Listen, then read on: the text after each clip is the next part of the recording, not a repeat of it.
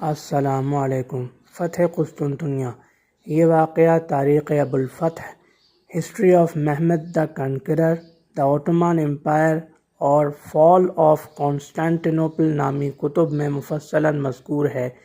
سلطان محمد ثانی 1451 عیسوی میں تخت نشین ہوئے اور تخت نشین ہوتے ہی انہوں نے قسطنطنیہ، جو کہ اس وقت کی رومی سلطنت کا، بازنطینی سلطنت کا پایہ تخت اور دارالحکومت تھا، اس کی فتح کی تیاریاں شروع کر دیں۔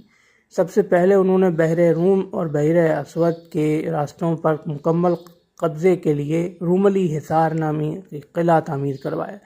اس کے بعد انہوں نے اربن نامی ایک ملک ہنگری کے ایک باشندے اربن کی مدد سے توپیں تیار کروائیں، بھاری ترین توپیں جن کا اس وقت 15 سے 20 ہزار کلو گرام وزن تھا، تعمیر کروائیں۔ اس کے بعد پھر ان توپوں کو بحری بیڑے کی بحری توپوں کو اور بحری بیڑے کو خشکی پر سے گولڈن ہارن نامی خلیج میں منتقل کیا گیا۔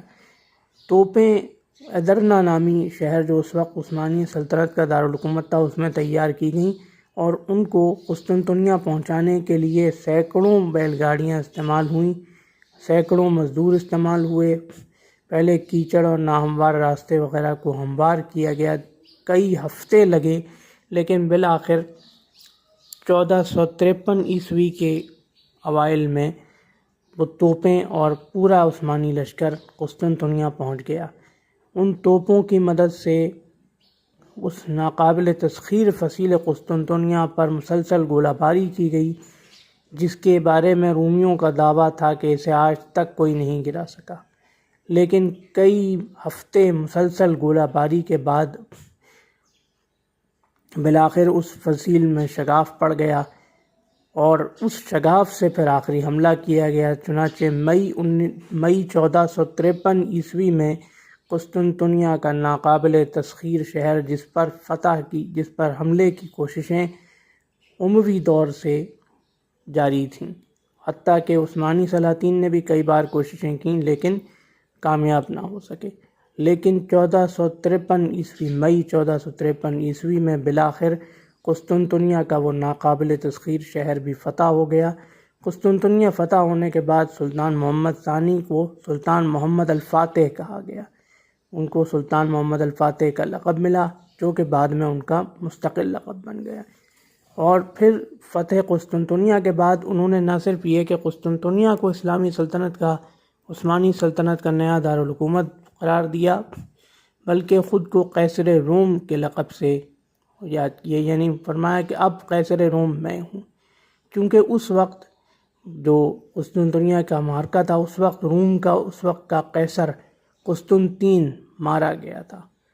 چنانچہ حضور اکرم صلی اللہ علیہ وآلہ وسلم کی وہ پیشن گوئی بھی پوری ہوئی کہ قیصر مر گیا تو بعد میں کوئی قیصر نہیں ہوگا۔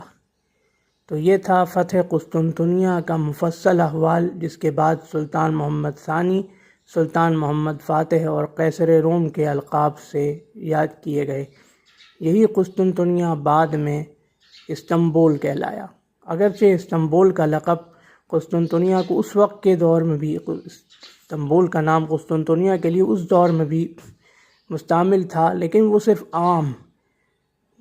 عوام سے استنبول کہتے تھے، ورنہ کاغذات میں اسے قسطنطنیہ ہی کہا گیا۔